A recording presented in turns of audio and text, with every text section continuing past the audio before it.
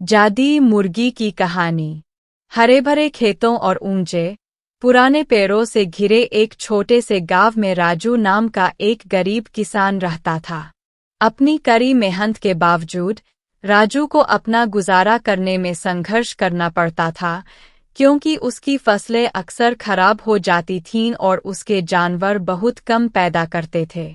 एक शाम जब राजू अपने खेतों से घर लौट रहा था, तो उसने पास के एक घने जंगल से एक हल्की सी खटपट की आवाज सुनी। उत्सुकता से उसने आवाज का पीछा किया और एक सुंदर, सुनहरे पंखों वाली मुर्गी को जाल में फंसा हुआ पाया। ढलती धूप में उसके पंख चमक रहे थे और उसकी आंखें एक अनोखी चमक से चमक रही थीं। दया की लहर महसूस करते हुए राजू ने सावधानी से मुर्गी को जाल से मुक्त किया। उसे आश्चर्य हुआ। मुर्गी ने बोलना शुरू किया। धन्यवाद दयालु किसान, उसने कहा। मैं एक जादुई मुर्गी हूँ, एक जादुई मुर्गी। अपनी कृतज्ञता के प्रतीक के रूप में मैं आपकी एक इच्छा पूरी करूंगी। राजू, हैरान लेकिन आशावान, अपने निरंतर संघर्षों के बारे में सोचने लगा। मैं अपने परिवार और गांव के लिए समृद्धि और खुशी की कामना करता हूँ, उसने गंभीरता से कहा। जादुई मुर्गी ने धीरे से सिर हिलाया और सिर हिलाया। बहुत अच्छा, उसने जवाब दिया। हर सुबह मैं एक सुनहरा अंडा दूंगी जो धन और सौभाग्य लाएगा।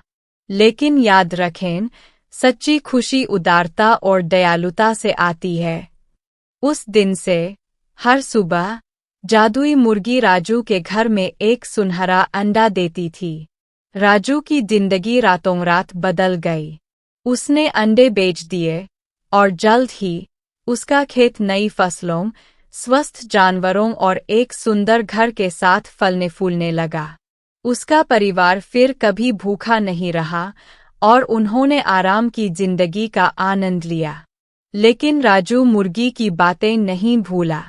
उसने अपनी नई मिली दौलत को गांव वालों के साथ साझा किया, उनके घरों की मरम्मत करने, बीज खरीदने और नए व्यवसाय शुरू करने में उनकी मदद की।